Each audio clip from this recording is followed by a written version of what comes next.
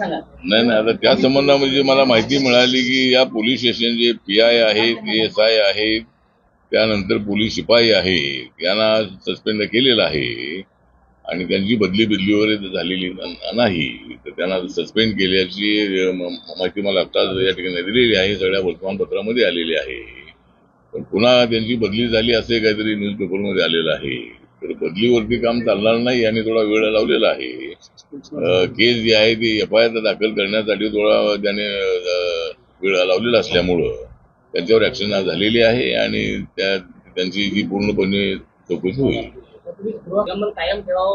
हा, मग यासाठी मी गृह खात्याशी बोलेन. मी आज ताबडतोब मी आपले IGP आहेत, IGP आपल्या शुक्ला मॅडम आहे त्यांच्याशी मी बोलेन, देवेंद्र फडणवीस यांच्याशी बोलेन आणि जी सस्पेन्शनची कारवाई आहे ती कारवाई योग्य आहे आणि त्याची चौकशी पूर्णपणे व्हावी. याला अधिकारी जबाबदार आहे, त्याची चौकशी झाली पाहिजे आणि त्यांना सस्पेंड केलेलं आहे, ते सस्पेन्शन ऑर्डर मध्ये बदल होता कामा नये अशी आपली सूचना आहे. आरोप केलाय पोलिसांच्या बदलीमध्ये मोठ्या प्रमाणात आर्थिक व्यवहार करतो, तुम्ही त्याबद्दल काय सांगा? संजय राऊत हे आरोप करण्यासाठीच उद्धव ठाकरे यांनी त्यांना राज्यसभेवर ठेवलेलं आहे. त्यांनी आरोप जरी केलेला असला तरी त्यांची बदली नाही आहे. सस्पेंड आता त्यांच्याकडून माहिती घेतली पठारेकडून, त्यांना सस्पेंड केलेलं आहे, त्यांना त्यांची बदली झालेली नाही. तर आज या ठिकाणी आपले डॉक्टर सुधाकर पठारे DCP आहेत त्या भागातले आणि त्यांच्यासोबत चर्चा झाली आणि घटना जी घडलेली आहे ही घटना अत्यंत दुर्दैवी आहे, अत्यंत गंभीर आहे, मानवतेला कलंक लावणारी आहे. या देशातल्या महिला तर सुरक्षित नाहीतच नाही, लहान मुली सुरक्षित नाहीत अशा पद्धतीची मेंटॅलिटी आपल्याला पाहायला मिळते. एक तर ही जी आदर्श विद्यालय जी आहे, आता हे आदर्श आहे, नाव आदर्श आहे, पण यांचा आदर्श कसा ठेवायचा अशा पद्धतीची संस्था आहे आणि या संस्थेने आतापर्यंत शिक्षणाचं काम चांगलं केलेलं आहे. हे आदर्श विद्यालय आहे बदलापूरचं, त्या ठिकाणी नर्सरी पासून ते पोस्ट ग्रॅज्युएशन पर्यंत विद्यार्थी आहे. 17 एकराचा तो एरिया आहे आणि 8,000 पेक्षा जास्त विद्यार्थी या ठिकाणी शिकत आहे. तर आता या नर्सरी मधल्या किंवा ज्युनियर KG ते सिनियर KG मधल्या ज्या मुली आहे, एक तर जे शौचालय आहे त्या शौचालयामध्ये जो स्वीपर होता, तर त्या मुलींच्या शौचालयामध्ये मुलाला त्या ठिकाणी पाठवणं अत्यंत अयोग्य होतं.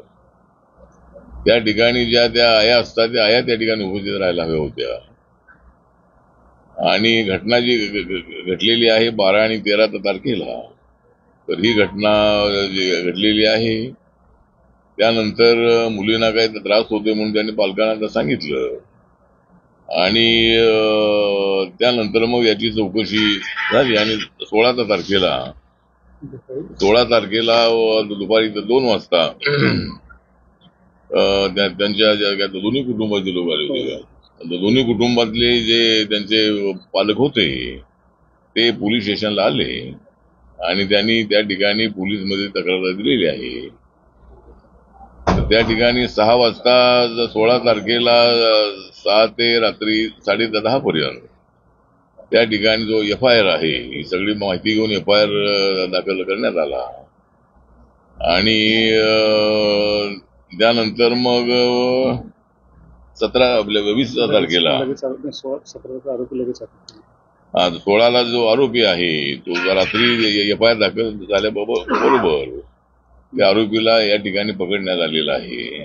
आरोपी हा कर्नाटकामधला आहे, परंतु अनेक वर्षापासून त्याची फॅमिली जी आहे तिथंच राहते आणि तो 1 ऑगस्ट पासून त्या ठिकाणी कामाला लागलेला होता.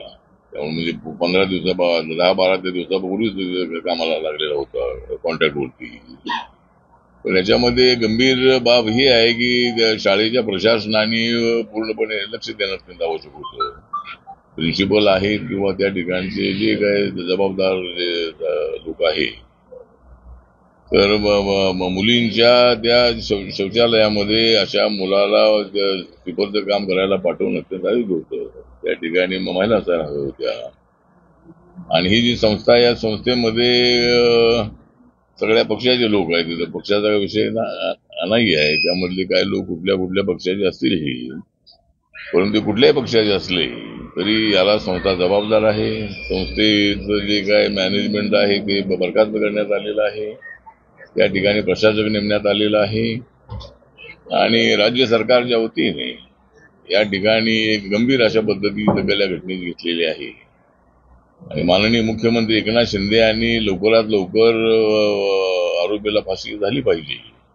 लोकांची जी मागणी आहे, लोकांची मागणी तर आहे की त्यांना लोकांच्या समोर आणून त्याला फाशी द्या, पण त्या आरोपीला फाशीची शिक्षा मिळणं अत्यंत आवश्यक आहे आणि तात्काळ या जो आता फास्ट ट्रॅककडे ही केस सोपवण्यात आलेली आहे, त्यामुळे याचा निकाल लवकरात लवकर लागला पाहिजे. त्याचबरोबर जी माहिती मला मिळाली की 20 तारखेला शाळेमध्ये 2-3 हजार लोक जमा झाले आणि सकाळी 6 वाजल्यापासून ते दुपारी 12 वाजेपर्यंत त्या ठिकाणी आंदोलन करत होते. शाळेची तोडफाडी त्या ठिकाणी त्यांची करण्यात आली. तर त्या त्यांच्या भावना होत्या लोकांच्या तीव्र आणि त्यानंतर मग आंदोलक जे आहेत ते रेल्वे स्टेशनला गेले आणि त्या ठिकाणी बराच वेळ किती वाजेपर्यंत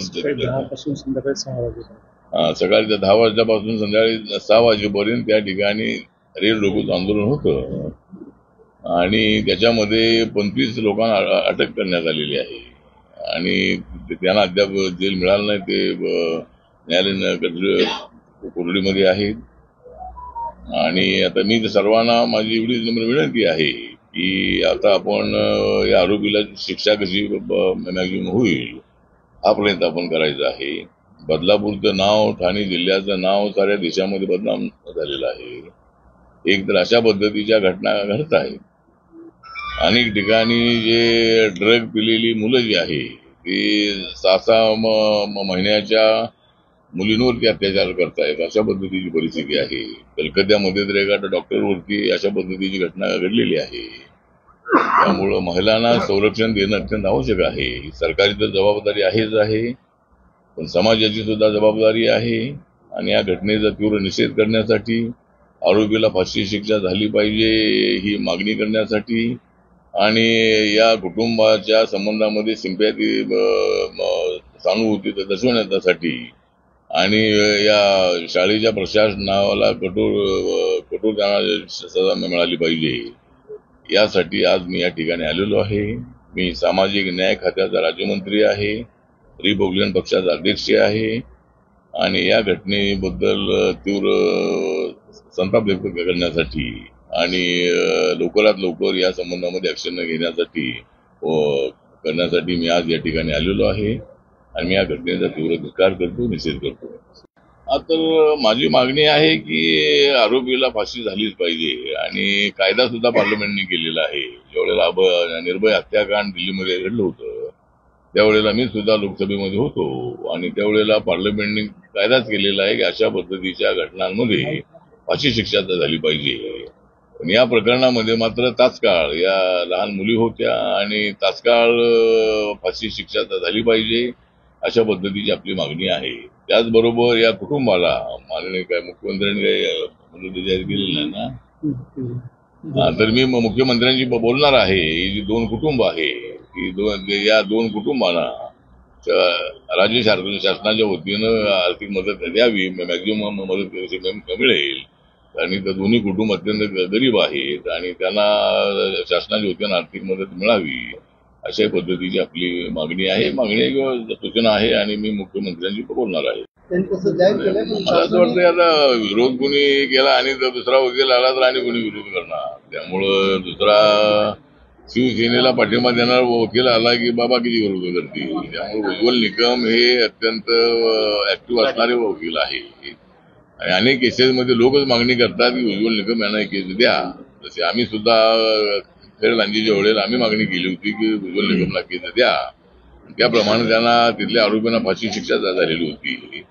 तर आता कुणी जर म्हणत असेल की हा वकील नको तो वकील नको तर त्यामध्ये काय अर्थ नाही आहे आणि ते बीजेपीचे वकील आहेत म्हणून ते अजूनही जास्त चांगलं काम करतील. ते बीजेपीची वकील नाही आहेत, पण ते बीजेपीत आताच ते आले होते इलेक्शनला लढण्याच्या वेळेला. ते काय अगोदर बीजेपीमध्ये नव्हते, पण त्यांना अचानक तिकीट देण्यात आलं आणि ते बीजेपीमध्ये आले. पण नंतर पुन्हा त्यांनी आपलं काम सुरू केलेलं आहे. त्यामुळे मला वाटतं की उज्ज्वल निकम हे चांगले वकील आहेत आणि तेच आरोपीला फाशीची शिक्षा देण्यासाठी सक्षम आहेत असं आमचं मत आहे. एबीपी माझा, उघडा डोळे बघा नीट.